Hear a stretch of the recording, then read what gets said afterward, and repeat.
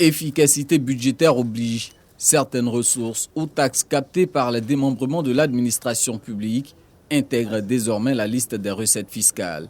L'ordonnance portant modification de la nature des dites recettes a été adoptée ce mercredi en Conseil des ministres, présidé par le président Alassane Ouattara. Cette mesure concerne 112 recettes de services identifiés dans les différents ministères suite à une étude commanditée par le gouvernement dans le cadre de la mise en œuvre du programme économique et financier et du renforcement de l'efficacité du système budgétaire. Ces recettes ont été requalifiées de recettes fiscales parce que le gouvernement a estimé que c'était une forme de fiscalité et qu'il n'était pas question qu'elles aillent au ministère, mais plutôt directement au budget de l'État. Le décret sera publié donc au journal officiel. Vous aurez le détail donc de toutes ces recettes de services qui désormais sont considérées comme des recettes fiscales et iront donc directement dans les caisses de l'État.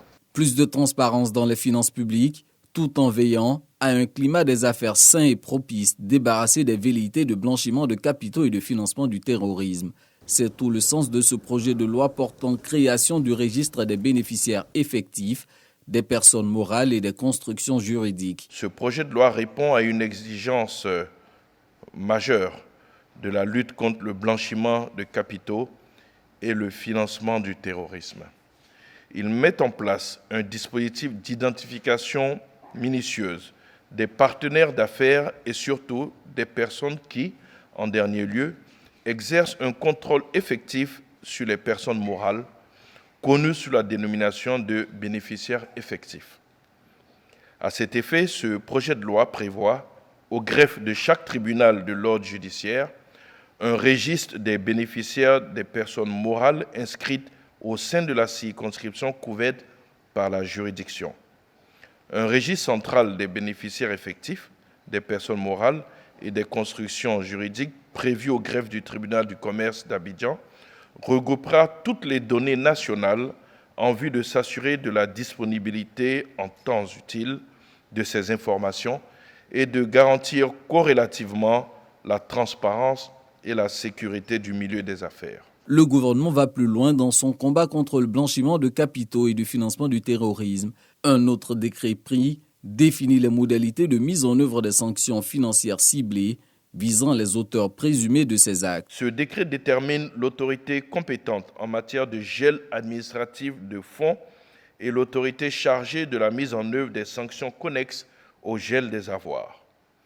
Il définit en outre les modalités de mise en œuvre des sanctions financières ciblées, ainsi que les voies de recours et les mesures d'assouplissement qui s'offrent aux personnes ou entités qui font l'objet de sanctions. 4 pays d'Afrique subsaharienne, dont la Côte d'Ivoire, font leur entrée dans le capital de la Banque européenne pour la reconstruction et le développement.